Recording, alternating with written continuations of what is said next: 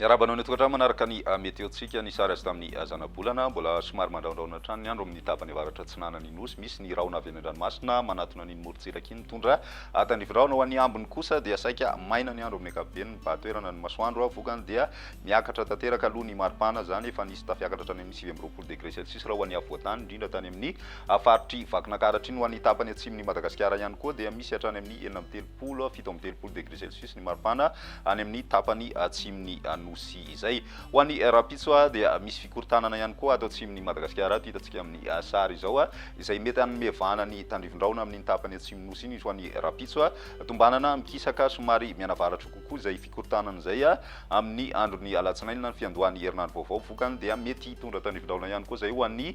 voany atsinanan'ny Madagasikara mety hisy ny rahona mitsitokotoko mety hitondra tandrivindraona ny alina ihany koa ho an'ny avoatany torak'izay koa ny avoany andrefan'ny Madagasikara ny ambiny moa zany dia maina tanteraka hatrany ny andro toy izao ny toetrandrontsika ho an'ny rapitso ary vao maraina dia misy ny zavona ho an'ny avoatany zany hoe mbola mitohy izay ho an'ny faritra Analamanga Vakinakaratra Moronmania ny any amin'ny faritra Alaotra Mangoro ary koa ny ilany atsinanany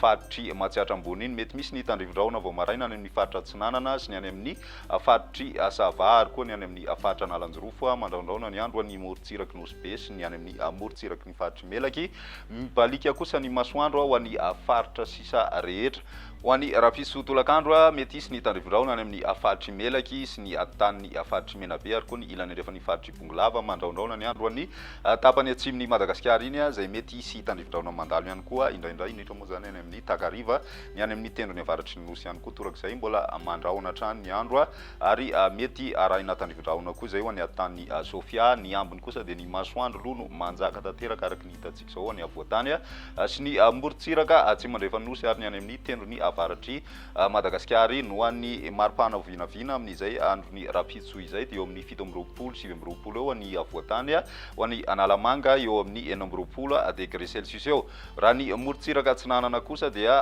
17 hatramin'ny 30 degré celsius ary ny any amin'ny tany andrefan'ny Madagasikara indrindra ny any amin'ny tapany atsimo zany 30 degré celsius 30 hatramin'ny 4 kosa ny morotsiraka andrefan'ny Madagasikara iny ho an'ny andron'ny alatsinainy dia mbola mitohy hatrany aloha ny zavona ho an'ny avoatany ny tolakandro kosa dia mandraondraona ny andro mety arahina tandrivindraona hatrany ho an'ny faritry Melaky Bongolava Itasy ny any amin'ny faritry Vakinakaratra ary ny tapany avaratry ny faritry Vadivavy iny mandraondraona ny andro ho an'ny faritra Analamanga sy ny any amin'ny taniny faritra Analanjorofo ary koa ny ilany atsinanany faritry Sofia mibalika ny masoandro ho an'ny faritra sisa rehetra ny maripana vinavina amin'izay andron'ny alatsinainy izay 17 ka hatramin'ny 20 any avoatany mbola mahatratratra any amin'ny 30 degré celsius kosa ho an'ny tapany atsimon'ny nosy ny ambiny tsy izay misy avivana loatra eo amin'ny 2 ka hatramin'ny 30 degré celsius ny any amin'ny ilany andrefana ary 17 ka hatramin'ny 30